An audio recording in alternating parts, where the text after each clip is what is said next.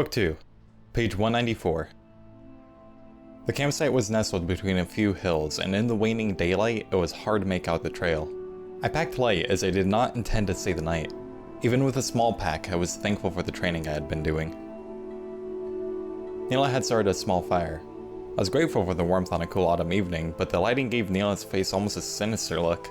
Nila stood, and as I approached, I instinctively gave the Valguard salute. She returned it. We stood there a moment just looking at each other, and then she pointed me to a space on a log near the fire. As expected, there was no preamble and Nila got straight to the point. She knew I came with questions, and that she would allow me to ask each one and she would answer in turn as best she could. Before we started, she gave a simple warning. What I was about to hear would almost certainly put me in danger. She also made clear the trust she was putting in me, and what the price would be for breaking that trust. I could not look away from her gaze.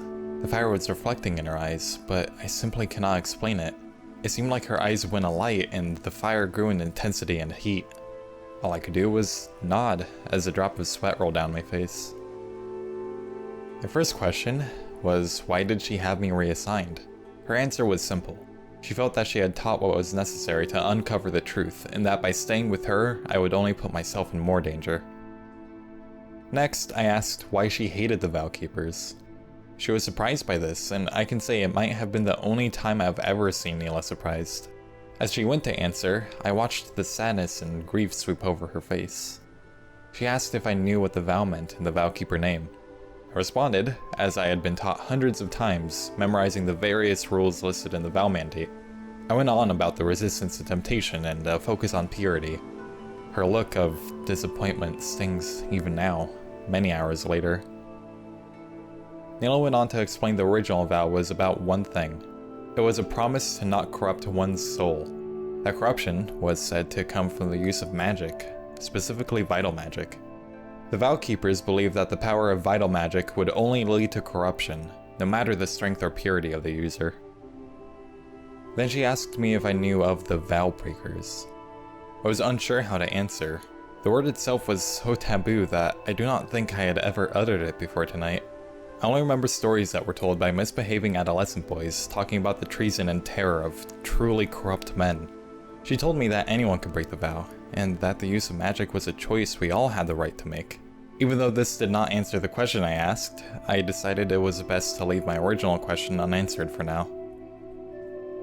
The last question I asked her was the one that had been eating at me the most. I needed to know how it was possible that she could live to be over 150 years old.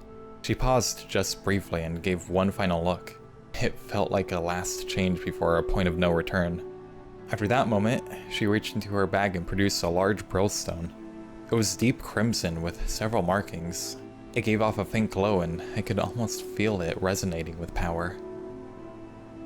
I've seen brillstones before, mostly in jewelry, but sometimes in other ornate things. I've never laid eyes on a brillstone of this size or one cut so intricately. Nila sat in silence holding the stone and let me stare. It felt like an eternity, but I know it was only a few heartbeats before she spoke again. She explained that this was her vital stone. It was attuned to her, and that she could use it to return to life no matter the damage to her physical form. If the vital stone was destroyed, it would mean her permanent death. She said the stones were not everlasting and that the light and power within would dwindle over time. As I processed what she was telling me, I felt a sense of panic rising. My mind was racing, but also torn asunder. This was against everything I learned in my training. This was all wrong and the exact sort of temptation of power that I was taught to avoid. I couldn't help the stream of questions that came to my mind. Had Nila used the Vow Stone? How did she get it? What did it feel like? I think this internal struggle was clear on my face because Nila quickly put the Vow Stone away and stood up. I did not try to stop her. She packed her things as I sat there, lost in the torrent of my own thoughts. She turned to me and said that she knew this could destroy me, but that she hoped I would take on a difficult task that she was unable to complete.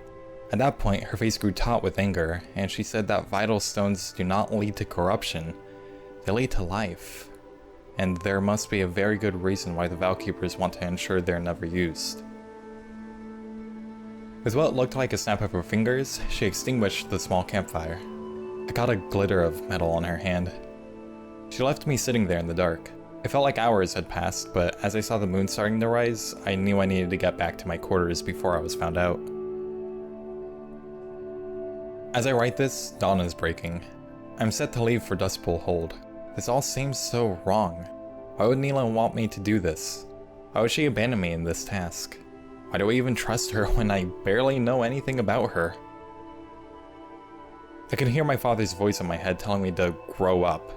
I think that is what I must do. I must bury this and grow up. Tomorrow, I will remove these pages from my journal and hide them away, but I hope I never need to return to them.